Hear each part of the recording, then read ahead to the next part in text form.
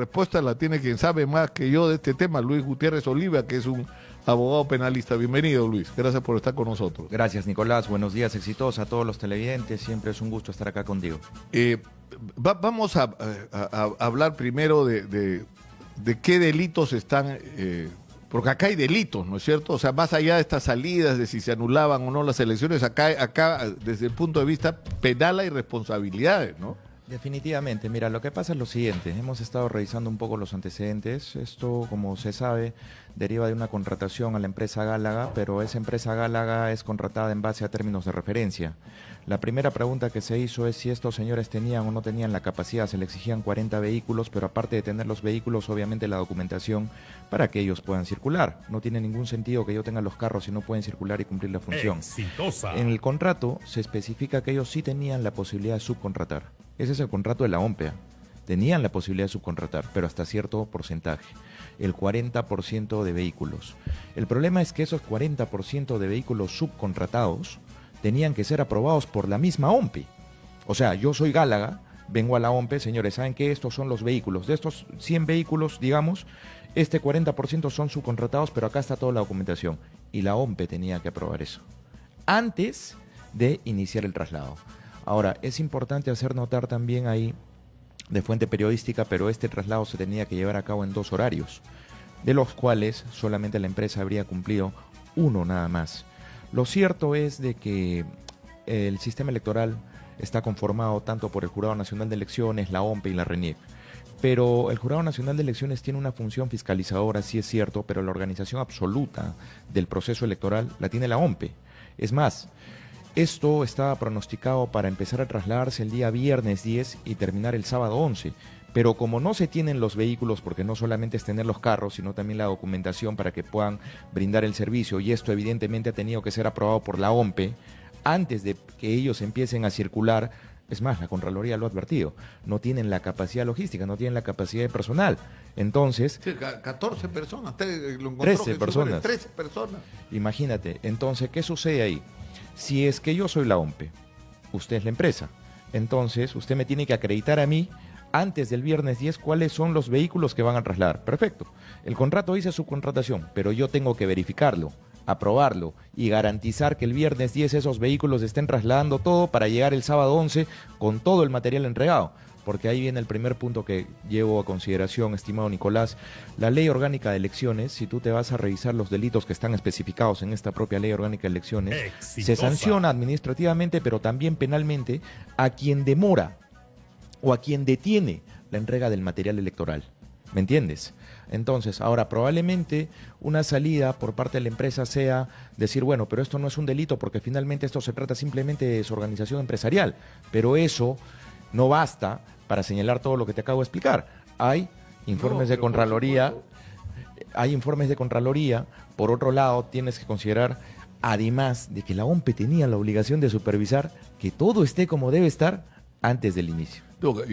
A mí me ocurrió cuando mi esposa fue miembro de mesa, la acompañé a las 6 de la mañana a la instalación y no había material electoral. Es decir, dejaron entrar a los miembros de mesa, pero les advertían que por si acaso el material no había llegado. Claro. Entonces yo llamo a Piero Corbeto, que eran las 6:30 de la mañana probablemente, no creo que haya sido más tarde, y él me dice, nos ha fallado el proveedor de transporte del material, pero él ya lo sabía, o sea, no es que le falló el domingo, sabían desde antes que habían fallado porque ese material debió estar el sábado en los locales de votación. Entonces la pregunta es decir, tú tienes 2 temas, ¿no es cierto? Lo que compete a la empresa esta Gálaga y las responsabilidades que tenga, pero ante una emergencia donde debió notificarse que había esta emergencia y encontrarse salidas, de repente solicitar apoyo a las Fuerzas Armadas para garantizar el traslado del material. Definitivamente, porque como te vuelvo a indicar, ¿qué sucede? La Ley Orgánica de Elecciones, ¿a quién le da esa función de garantizar el voto ciudadano? O sea, apartamos de una premisa, la Ley Orgánica de Elecciones tiene principios como cualquier ley, y es la igualdad de todas las personas. Como has escuchado, las personas no señalan es la multa, como fue la salida, sino más bien ellos dicen, quiero ejercer mi derecho al voto ciudadano. No te preocupes que no vas a pagar la multa. No. Vamos a ir a la pausa y regresamos para hablar de lo que tendría que pasar en el Perú si hay justicia. Vamos a la pausa y regresamos. Gracias. Ahora conversando con el abogado penalista Luis Gutiérrez Oliva sobre esto terrible que ha pasado el día de ayer. Podemos definir a quiénes, o sea, primero, qué delitos son los que se pueden atribuir y a quiénes alcanzaría la responsabilidad por lo que ha pasado el día de ayer. Claro, definitivamente. Lo primero, como estaba explicando, el 383 de la propia Ley Orgánica de Elecciones sanciona a quien demora o detiene el reparto de material electoral. Ahí hay que identificar cómo ha surgido esa demora, por qué ha surgido la demora. Ahora, por eso hacía mención, yo podría alegar como empresa, porque lo primero que van a hacer es investigar a esta empresa Gálaga y decir, bueno, la empresa, ¿por qué se ha demorado? ¿Por una mala estrategia empresarial o esto obedece más bien a una intención criminal? Que es una cosa totalmente diferente. Y ahí es donde van a venir todos los indicios que hemos estado conversando. Primer indicio, a ver, ustedes sabían que tenían que tener entregado todo para el 11. Es más, Fernando Tuesta, que era el anterior jefe de la OMPA, lo dijo, o sea, el sábado 11 eso ya tenía que estar. Segundo, si hacen referencia al contrato para la subcontratación, ¿podrían subcontratar? Sí, pero ¿quién tenía que aprobar? La OMPE. ¿Hubo o no hubo aprobación? Segundo punto. Tercer punto, ¿cuántos de los vehículos estaban subcontratados? Porque hay un límite en el contrato.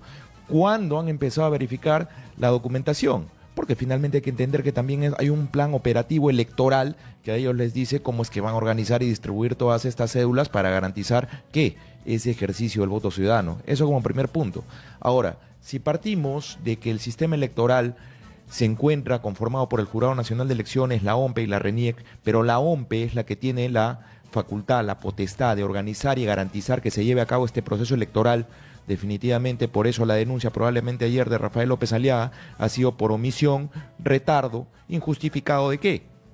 De funciones. Si yo tengo conocimiento, tengo que aprobar, veo que no estoy aprobando, viene la Contraloría, me dice que está advirtiendo que no tienen la capacidad logística, que no se está cumpliendo con la documentación.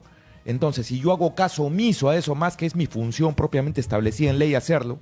Es decir, que esto va a alcanzar a la empresa, pero esto va a alcanzar claramente a Piero Corvetto y a los funcionarios directamente relacionados con el área. Ahora, el tema que es relevante también, por supuesto, en una circunstancia como esta, es decir, ayer hablábamos sobre las causales para declarar la nulidad de un proceso electoral. Claro. ¿No es cierto? Y lo que nos explicaban los especialistas en temas electorales es que en realidad no, que hay causales muy precisas y esto que ha ocurrido no es una causal.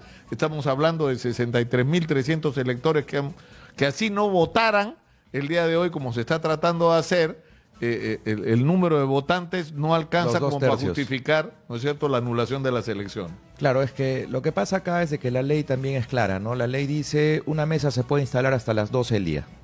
Posteriormente a las 12 el jurado electoral especial tiene la potestad de declarar la nulidad de ese procedimiento en esa mesa, ¿correcto? Ahora, la ley también dice que el proceso electoral solamente es hasta las 5 de la tarde. Ahora, ¿por qué el Jurado Nacional de Elecciones ha dado las prórrogas? Por ejemplo, como estás viendo hoy día, la gente sigue votando.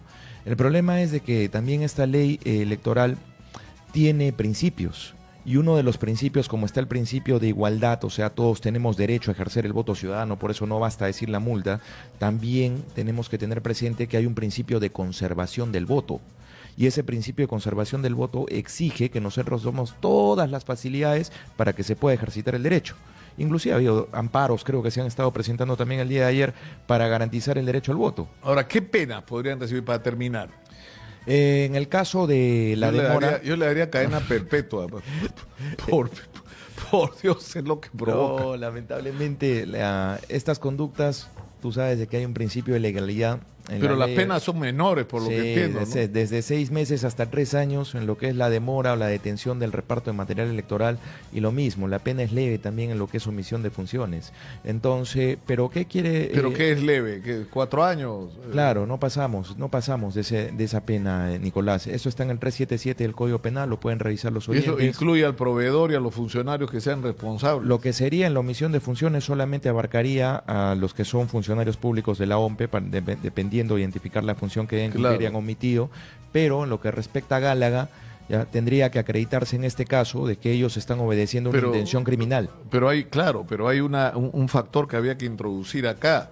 si el dolo, o sea, si esto está asociado a un dolo, es decir, que se ha contratado una empresa a sabiendas que la empresa había incumplido anteriormente, hasta había sido sancionada, que no estaba en capacidad logística de cumplir y que sin embargo se hizo, se presume que acá ha habido un acto, digamos...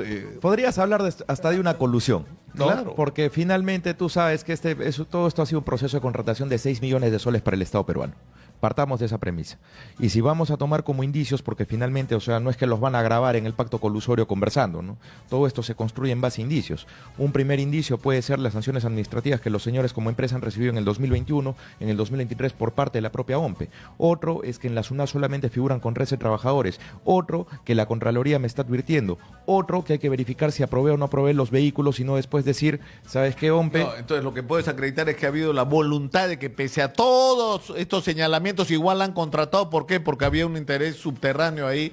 Definitivamente. Pero en fin, Estos delitos ahora, se construyen la verdad así. se va a saber, de eso puedes estar seguro, mi estimado doctor. Muchas gracias a Luis Gutiérrez Oliva por estar con nosotros esta mañana, abogado penalista. Muy Te gentil. agradezco mucho, Nicolás. Siempre es un gusto estar acá. Gracias, amigos.